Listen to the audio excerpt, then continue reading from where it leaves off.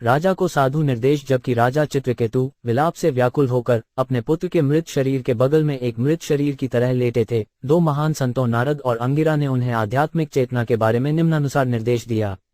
ऐ बादशाह, लाश का क्या रिश्ता जिसके लिए तू विलाप करता है, और तेरा उससे क्या नाता? आप कह सकते हैं कि अब आप पिता और पुत्र के रूप में संबंधित हैं, लेकिन क्या आपको लगता है कि यह रिश्ता पहले मौजूद था? क्या ये वास्तव में अब मौजूद है? क्या ये भविष्य में जारी रहेगा?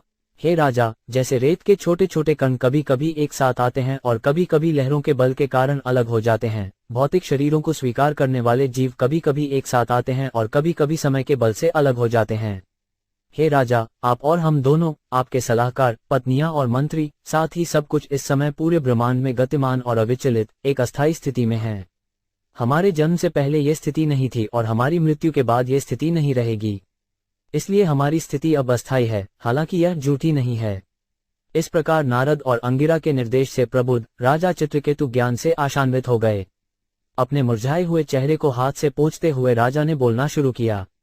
राजा चित्रकेतु ने कहा, तुम दोनों यहाँ अवधूत का वेश धारण करके मुक्त व्यक्तियों के रूप में आए हो, केवल अपनी पहचान छिपाने के लिए, लेकिन मैं देख रहा हूँ सभी पुरुषों में आप जागरूकता में सबसे श्रेष्ठ हैं।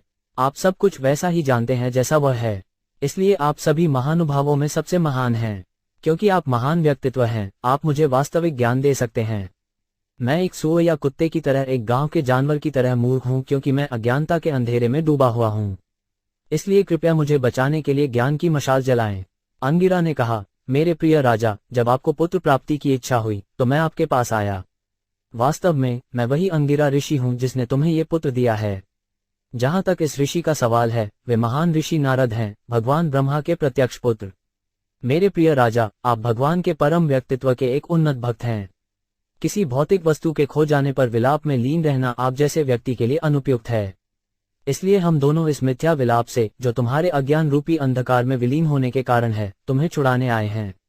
आध्यात्मिक ज्ञान में उन्नत लोगों के लिए भौतिक हानि और लाभ से प्रभावित होना बिल्कुल भी वांछनीय नहीं है।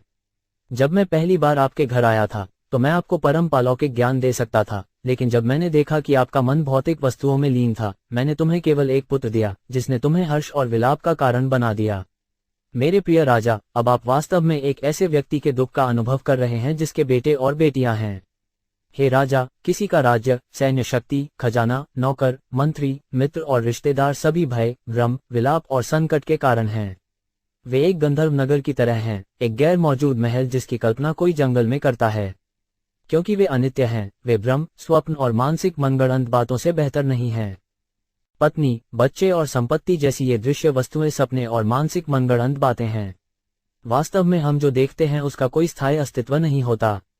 ये कभी कभी दिखाई देता है और कभी कभी नहीं। अपने पिछले कर्मों के कारण ही हम ऐसी मानसिक मनगढ़ंत बातें रचते हैं और इन्हीं मनगढ़ंत बातों के कारण हम आगे की गतिविधियां करते हैं। इसलिए हे राजा चित्रकेतु, आत्मा की स्थिति पर ध्यान से विचार करें। दूसरे शब्दों में ये समझने की कोशिश करें कि आप कौन हैं, शरीर, मन या आत्मा। विचार करें कि आप कहां से आए हैं, इस शरीर को त्याग कर कहां जा रहे हैं और क्यों हैं भौतिक विलाप के नियंत्रण में। अपनी वास्तविक स्थिति को इस प्रकार समझने का प्रयास करो और तब तुम अपने अनावश्यक मोहभाव को त्याग सकोगे।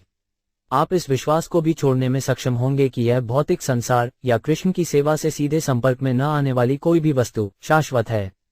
इस प्रकार आपको शांति प्राप्त होगी।